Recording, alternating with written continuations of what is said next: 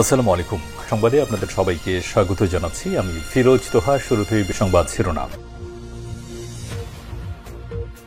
বাংলাদেশের সর্বশেষ গুরুত্বপূর্ণ আপডেট সংবাদে আপনাকে স্বাগত। শুরুতেই সংবাদ শিরোনাম, পরে বিস্তারিত। প্রথমে জানাবো, চবিতে সংঘর্ষের পর পরিস্থিতি থমথমে, ১৪৪ ধারা জারি থাকছে।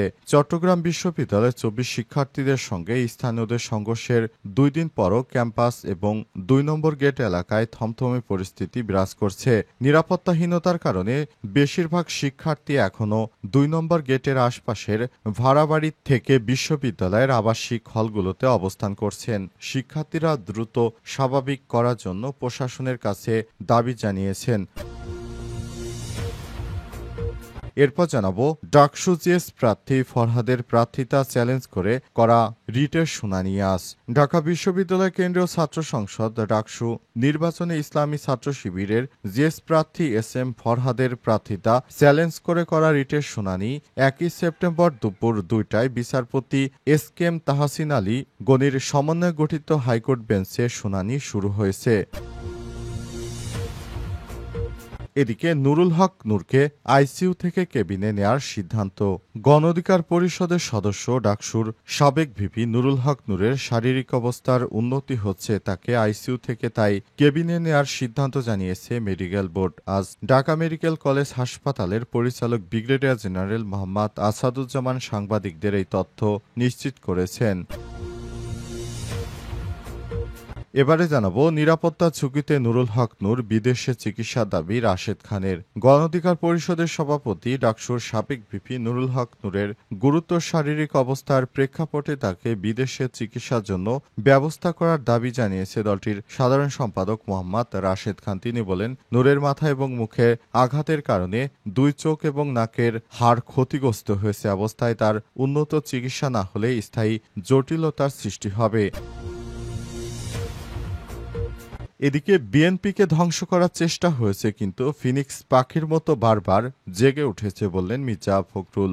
বাংলাদেশ জাতীয়তাবাদী দল বিএনপি বারবার ধ্বংস হয়ে গিয়েছিল, তারপরও ফিনিক্স পাখির মতো বিএনপি আবার ফিরে এসেছে বলে মন্তব্য করেছেন বিএনপির ভারপ্রাপ্ত চেয়ারম্যান তারেক রহমানের সমন্বয়ে গঠিত দলটির ৪৭তম প্রতিষ্ঠা বার্ষিকীর অনুষ্ঠানে বিএনপির মহাসচিব মির্জা ফখরুল।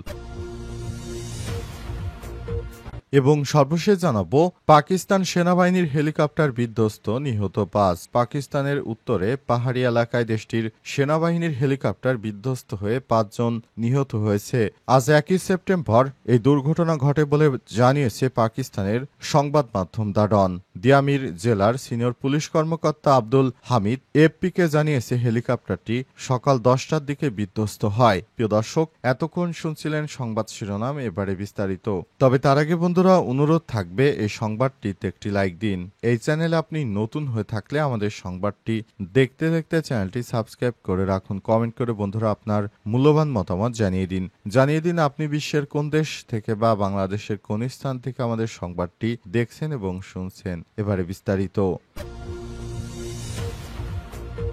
চবিতে সংঘর্ষের পর পরিস্থিতি থমথমে, ১৪৪ ধারা জারি। চট্টগ্রাম বিশ্ববিদ্যালয়ের ২৪ শিক্ষার্থীদের সঙ্গে স্থানীয়দের সংঘর্ষের ২ দিন পরও ক্যাম্পাস এবং ২ নম্বর গেট এলাকায় থমথমে পরিস্থিতি বিরাজ করছে। নিরাপত্তাহীনতার কারণে বেশিরভাগ শিক্ষার্থী ২ নম্বর গেটের আশপাশের ভাড়াবাড়ি এসে বিশ্ববিদ্যালয়ের আবাসিক হলগুলোতে অবস্থান করছেন। শিক্ষার্থীরা দ্রুত পরিস্থিতি স্বাভাবিক করার জন্য প্রশাসনের কাছে দাবি জানিয়েছেন।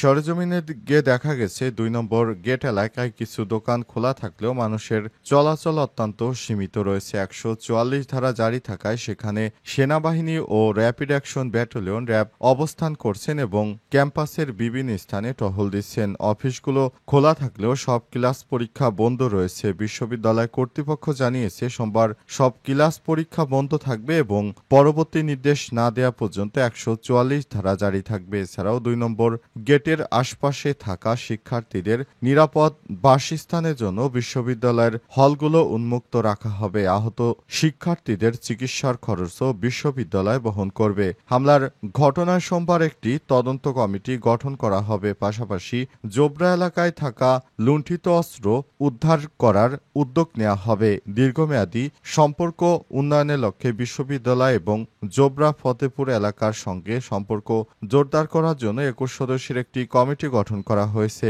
এই কমিটির দায়িত্বে থাকবেন উপাচার্য অধ্যাপক ডক্টর কামাল উদ্দিন। প্রশাসনের পক্ষ থেকে জানানো হয়েছে দুপুর ১টায় কমিটির প্রথম সভা অনুষ্ঠিত হবে।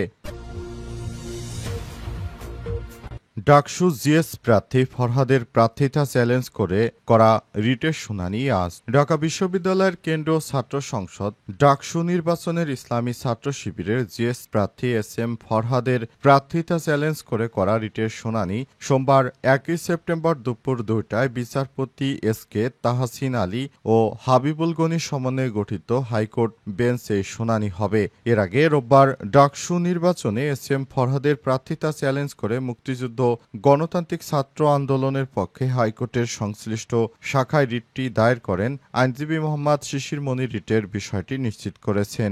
রিট আবেদনে বলা হয়েছে, আগে ছাত্রলীগ কমিটিতে ছিলেন ফরহাদ, এরপর তিনি কিভাবে ইসলামী ছাত্র শিবিরের প্যানেলে প্রার্থী হলেন এমন প্রশ্ন তুলে তার প্রার্থিতা চ্যালেঞ্জ করা হয়েছে। আগামী ৯ সেপ্টেম্বর ঢাকা বিশ্ববিদ্যালয় কেন্দ্রীয় ছাত্র সংসদ নির্বাচনে ভোট গ্রহণ অনুষ্ঠিত হবে। ইতিমধ্যে নির্বাচন ঘিরে ক্যাম্পাসে জমজমাট প্রচারণা চলছে। বিশ্ববিদ্যালয় ইতিবাচক। এখন পর্যন্ত ডাকসু নির্বাচন হয়েছে ৩৭ বার, আর স্বাধীনতার পর মাত্র ৭ বার ডাকসু নির্বাচন, যার মধ্যে সর্বশেষ ভোট গ্রহণ হয় ২০১৯ সালে।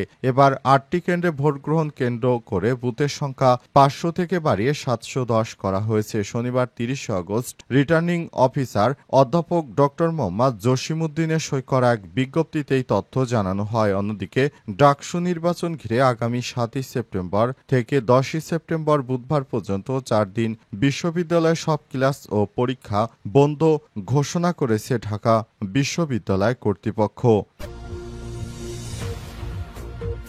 নুরুল হক নূরকে আইসিইউ থেকে কেবিনে নেওয়ার সিদ্ধান্ত।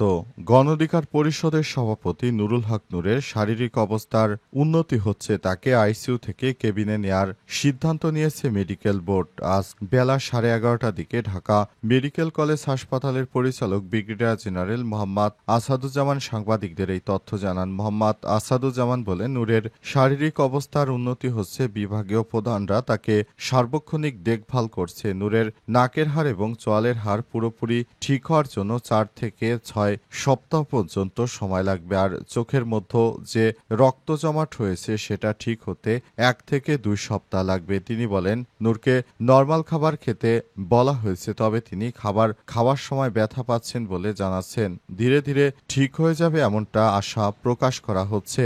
উল্লেখ্য, জাতীয় পার্টির কার্যালয়ের সামনে গণ অধিকার পরিষদের সভাপতি ডাকসুর সাবেক ভিপি নুরুল হক নূরকে গরুর মতো পেটানোর অভিযোগ পাওয়া গেছে।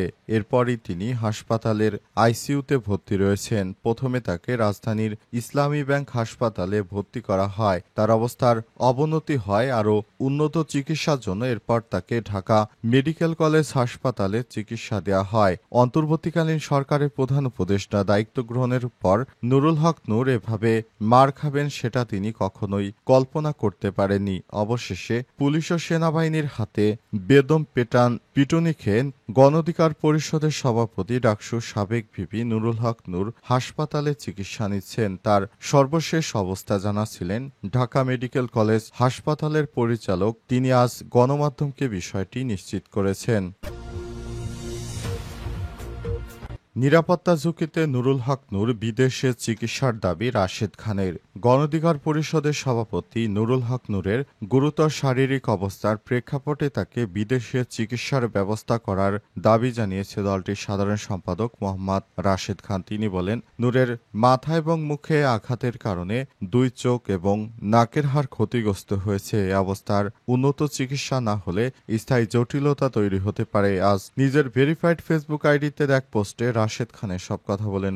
পোস্টে রাশেদ খান বলেন, গণ অধিকার পরিষদের সভাপতি ডাকসুর সাবেক ভিপি নুরুল হক নূরকে আমরা উন্নত চিকিৎসার জন্য বিদেশে নেয়ার কথা ভাবছি, কারণ তিনি যেভাবে ইনজুরি হয়েছেন তাতে করে তার যদি উন্নত চিকিৎসা না দেওয়া হয় ভবিষ্যতে তিনি বড় ধরনের সমস্যায় পড়বেন। তাই দেশে অনিরাপত্তার কথা বিবেচনা করে বিদেশে উন্নত চিকিৎসা দেয়া যায় কিভাবে সে বিষয়টি আমরা ইতিমধ্যেই আলোচনা শুরু করেছি।